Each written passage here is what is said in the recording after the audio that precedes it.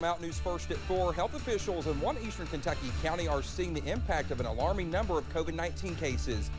And Perry County is preparing for its 12th annual Beekeeping School, which is virtual once again as the Omicron variant continues its spread across the Commonwealth.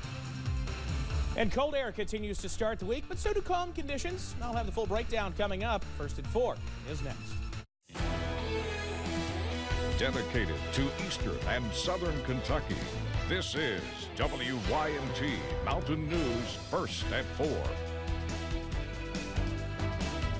Good Monday afternoon to you. I'm Dakota Makris. Steve has the week off.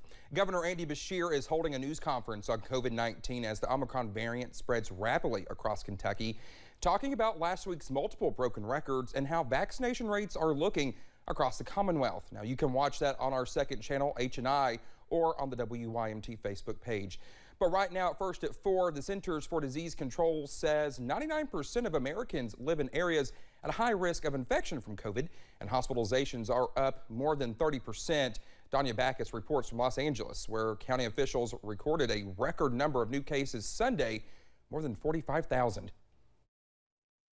National Guard members are helping out at COVID testing sites in Southern California. Can I have you lower your mask down below your nose, please? The governor announced a new emergency response package to deal with the COVID surge, including $1.5 billion to bolster testing. Everybody's going through tremendous stress. Parents are rushing to get their children tested before Los Angeles schools reopen Tuesday. A negative test is required to return. Yeah, they're trying to go back to school. Okay. So, because since I was tested positive last week. Nationwide, pediatric COVID hospital admissions have jumped in recent weeks. They're now averaging 824 children per day. 2-year-old Jameston Rogers is in the intensive care unit at Texas Children's Hospital. It was devastating, but it just seems like everybody have it. Health experts point out the numbers include children who are in the hospital for other reasons. Just because there's so much of it out there in the community, you're going to have some people who come in, a kid with a broken arm who just happens to have COVID. And in Chicago, the teachers union held a car caravan advocating for remote learning. The city canceled classes for a 4th day as the standoff over COVID-19 testing and protocols continues. Danya Backus, CBS News, Los Angeles. The Chicago Teachers Union says one of the sticking points is when to switch individual schools from in-person classes to remote learning if there's a COVID outbreak.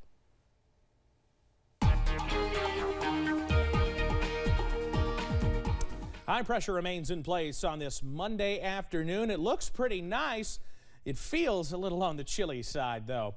I-64 camera at Moorhead this afternoon. You can actually see what we're dealing with. We have some of those high clouds continuing to work in. We were actually overcast not too long ago, but we've really cleared out here in the last half hour or so.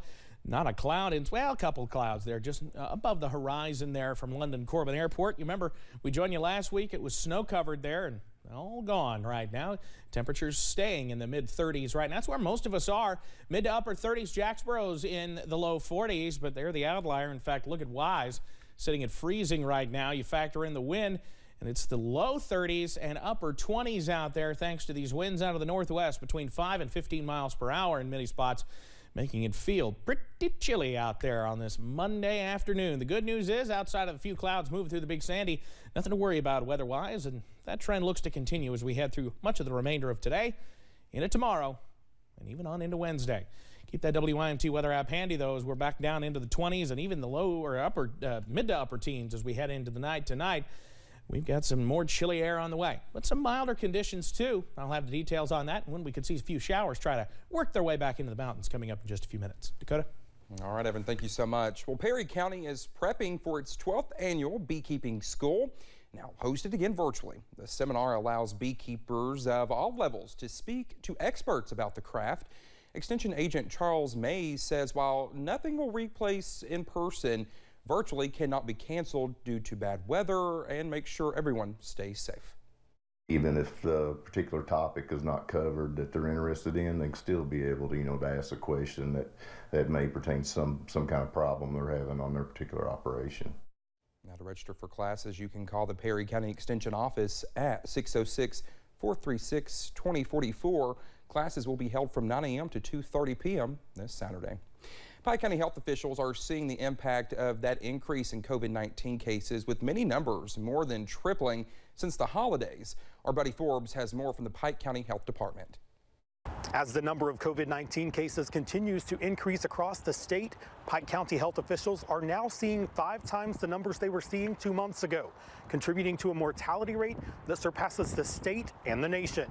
With a reported 530 cases over the last 7 days, compared to 105 on the same report 2 months ago, and a positivity rate of 21.25%, Public Health Director Tammy Riley says the county should be concerned. The mortality rate sits at 1.8%, with 229 deaths reported. Riley says she fears some people may have seen the lull in cases as a time to drop their guards. But she says the numbers do not lie, and bringing them down is up to everyone. We want to try to prevent healthcare systems from being overwhelmed. And when you see 1 out of 5 individuals testing positive, inevitably, a week, 2 weeks later, you're going to see hospitalizations, ICU occupancy, ventilator occupancy increase. Riley says now is the time to seek vaccination if you have not, or get a booster if it's time, to cut down those hospitalizations and keep the community safe. In Pike County, Buddy Forbes, WYMT Mountain News. Boosters are available for Pfizer and Moderna 5 months after your second shot, or Johnson & Johnson 2 months after the shot. Riley encourages quick action to anyone who has not yet gotten a booster. Well, today, the Occupational Health and Safety Administration could start issuing penalties against companies that do not comply with the Biden administration's vaccine mandate if the Supreme Court sides with the government. The High Court heard arguments on Friday challenging the vaccine or test mandate for businesses with 100 or more employees. Critics say the mandate goes too far and will hurt the economy, while others warn of a danger to public health if they are rolled back. Well, domestic airlines canceled more than 1,300 flights Sunday due to COVID. Tens of thousands of flights have been canceled since Christmas when the Omicron variant tightened its grip. The rapidly spreading infection has also impacted the cruise industry. Royal Caribbean canceled 4 voyages Friday, and Norwegian canceled 8 earlier last week. So far, airlines have canceled more than 700 flights for Monday. That number does not include those that have been delayed. Well, you will not be surfing super high-speed internet at 50 American airports next week.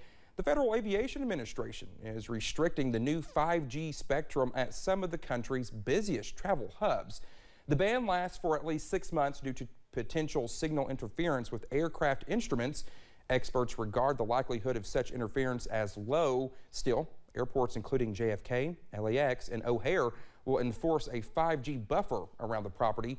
Other busy airports like Atlanta's Hartsfield-Jackson, Boston's Logan, and Washington, D.C.'s airports will not. Well, heading over to Wall Street on this Monday, the Dow closes down more than 162 points. We'll have more financial news in our next half hour. Well, Earth is reaching a critical threshold. Now, new data by the European Union's Copernicus Climate Change Service shows Earth's temperature continues to increase. The group, which tracks global temperature and other climate indicators, says 2021 was the 5th warmest year on record.